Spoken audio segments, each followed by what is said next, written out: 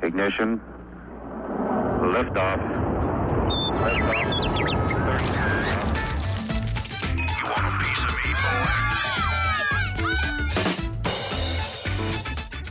여러분의 꿈을 실현시켜줄 누군가가 필요하다면 마이 버킷리스트.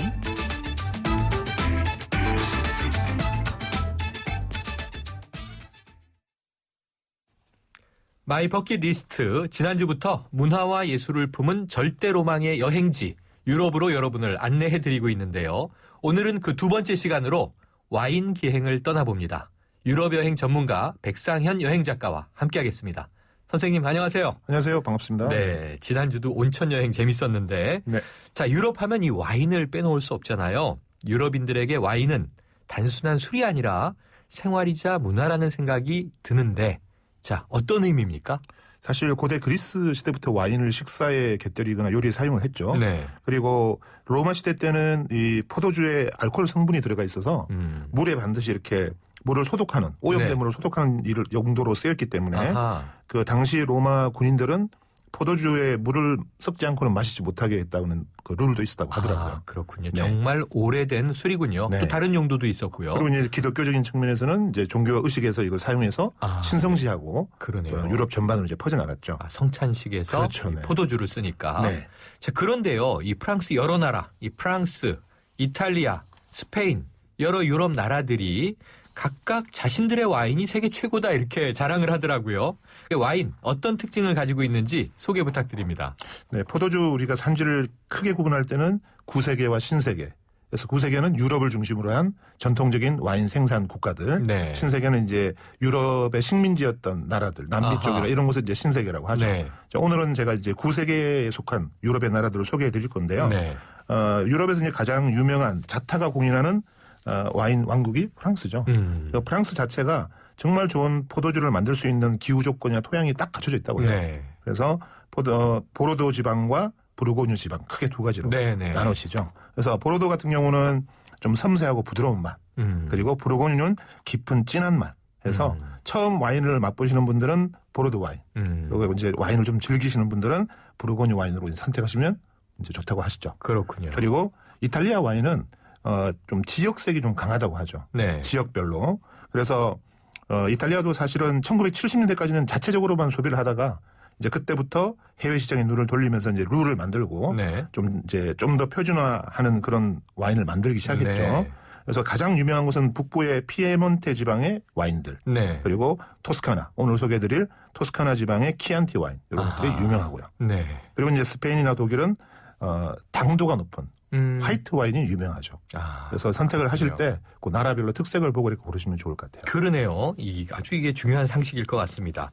자, 이 오스트리아로 가면요. 이 바하우 계곡은 와인도 유명하면서 그렇게 풍광이 멋있다면서요? 네, 이 오스트리아의 바하우 계곡은 네. 비엔나에서 도나우 강 따라서 이렇게 이어진 한 30km 구간이에요. 네. 크렘스라는 도시에서 멜크라는 도시까지 30km 도나우 강 따라서 이어진 그 구간을 바하우 계곡이라고 하는데 네. 그 자연 환경과 포도밭과 마을들의 그 유산이 너무나 아름다워서 유네스코 세계유산으로 지정이 되어 있죠. 그렇군요. 그래서 도나우 강 따라서 쭉 가면서 마을들과 포도밭 그리고 멜크에 있는 수도원 이런 것들을 쫙 볼 수 있습니다. 거기도 엄청난 여행지가 되겠네요. 이 계곡이라고 해서 네. 우리나라처럼 특정한 한 지역이 아니라 30km 구간이나 이어져 있군요. 네. 네, 이 프랑스의 와인 가도도 이 멋진 여행지로 손색이 없다고 들었는데요. 직접 가보시면 어떻습니까? 네, 프랑스 와인 가도가 주로 넓은 평원의 개념이라면 네. 바하우 계곡은 아름다운 도나우 강을 따라서 마을들이 군데군데 자리를 잡고 있죠. 네. 그래서 피탈진 계곡을 따라서 계단식 포도밭이 정말 아. 그림처럼 펼쳐집니다. 산 비탈에 네. 포도밭이 있군요. 네, 그 중에 대표적인 마을이 슈피츠고요. 그 마을 뒤에 언덕 위에 꼭대기에 그 1000개의 양동이들의 언덕이라는 표현이 불리는 언덕이 있는데요. 멋진 표현인데요. 그 꼭대기에 딱 서면 한눈에 도나우강과 그 계곡이 다 보이죠. 네. 그리고 여행자들은 거기에 올라와서 배낭에서 와인 한 병 그리고 와인잔을 탁 꺼내서 건배하고 와인을 쫙 들이키죠. 아, 정말 최고의 풍광입니다. 그럼 지금 말씀하신 게 이제 바하우 계곡의 모습이고, 네. 그러면 이제 또 프랑스의 와인 가도라고 하는 곳은 거긴 평지에 쭉 이어져 있는 지역이겠네요. 저는 이제 보르도 지역 그쪽을 네. 의미하니까요. 네. 그렇군요. 자, 이 스위스의 포도 재배 지역하면 이 라보 포도단지 빼놓을 수 없는데요. 이곳은 어떻습니까? 네, 제네바 쪽에 붙어 있는 호수가 제네바 호수 혹은 레만 호수라고 하는데요. 네, 유명하죠. 레만 호수를 따라서 여기도 한 30km 정도 됩니다. 네. 로잔부터 몽트레까지 쭉 레만 호수 따라 이어진 30km 구간을 라보 포도바 테라스 혹은 라보 지구라고 하죠. 네. 유네스코 세계유산에 등록이 되어 있고요. 아하. 이곳은 역시 스위스 와인 생산의 절대치를 차지하는 네. 정말 역사적인 유산을 가진 포도 재배 지역이고요. 특히 이곳이 좋은 것은 그 포도밭 사이길을 걸을 수 있다는 거. 그래서 트레킹 코스가 다 이렇게 개발이 되어 있어요. 그렇군요. 그래서 포도밭 사이를 걸으면서 이제 아래쪽에 호수를 보고 또 그 알프스 전망대를 딱 보면서 걷다가 마을 중간중간 와이너리가 있죠. 들러서 와인을 맛볼 수 있다는 거. 지금 뭐 말씀을 들으면서 와인이 맛있을 수밖에 없겠네요. 그렇게 아름다운 곳에서 이미 마음은 다 열려 있고. 자, 이탈리아로 가보겠습니다. 이 토스카나 지방과 이 움브리아 지방. 와인 생산지로 유명하죠? 그렇습니다. 네. 토스카나와 움브리아는 이탈리아 딱 중부에 있다고 보시면 되죠. 네. 중간에, 허리에. 그래서 이탈리아 중부 토스카나의 대표적인 와인 산지 중에 하나가 산 지미냐뇨라고 하죠. 네. 중세 마을이고요.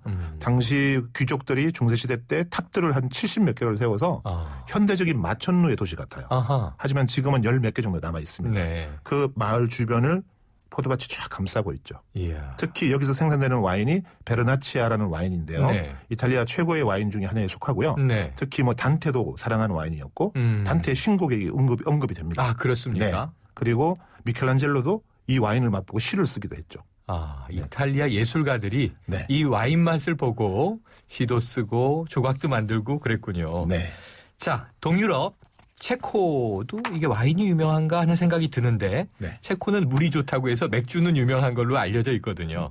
그런데 이 모라비아 와인의 중심지인 미큘로프라고 하는 지역에 대해서 말씀 부탁드릴게요. 네, 제가 이 미큘로프 지역을 발견하게 된 것은 참 우연이었습니다. 네. 비엔나를 여행하다가 체코 국경 쪽에 이 도시를 발견하고 네. 찾아가 봤더니 아하. 모라비아 와인의 대표적인 산지였어요. 네. 체코 와인의 중심지였고 네. 그래서 이것도 역시 화이트 와인이 이제 발달해 있고요. 네. 그리고 한 20km 정도 이르는 와인 트레일이 조성이 되어 있습니다. 그래서 산책도 할 수 있고 또 바이스클링도 할 수 있고요. 그리고 체코에서 가장 질 좋은 포도가 재배되는 곳. 그리고 제가 만난 그 와이너리 주인이 네. 그 미국의 국빈이 방문했을 때 그 자신의 와인으로 만찬에 제공하는 그런 와인이 쓸 정도로 유명한 와인이 바로 모라비아 와인입니다. 그렇군요. 네. 체코의 모라비아 와인 꼭 기억해뒀다가 기회가 되면 한번 맛을 봐야 될 것 같습니다. 자, 우리에겐 조금 생소한 헝가리 와인에 대해서 알아보겠습니다. 그런데 이 에게르 와인이라고 이름이 붙어 있는데요. 네. 별명이 특이하네요. 황소의 피. 왜 그런가요? 자, 이곳에 이 와인에는 역사가 담겨 있습니다. 네. 그래서 헝가리 북동부에 있는 에게르 마을에서 생산된 와인이고요. 네. 사실 헝가리는 두 가지 와인이 유명하죠. 토카이 와인, 네. 화이트 와인이고요. 그다음에 이 에게르 와인. 이거는 이제 황소의 피라는 말에서 알 수 있듯이 레드 와인입니다. 그렇군요. 오스만 투르크가 유럽을 침공했을 때 이 에게르 마을에서 네. 2,000명의 병사들이 헝가리 병사들이 한 2만 명, 20만 명 뭐 이렇게 어마어마한 군대를 맞서서 계속 싸운 거예요. 네. 그래서 그 오스만 투르크 군들이 도대체 저들의 힘의 원천이 뭘까 봤더니 이 헝가리 사람들이 군사들이 매일 저녁 붉은 피를 마시는 거죠. 아하. 그게 알고 보니 이 와인인데 황소의 피를 마시는구나. 이야. 오해를 하면서 이제 전설로 내려오게 됐죠. 엄청난 힘을 내는 그 기력의 원동력으로 네. 오스만 투르크 군대들에 의해서 이제 유명해졌군요. 네. 야, 이것도 한번 좀 맛보고 싶습니다. 맛보셨어요? 네, 이것도 맛봤습니다. 어때요?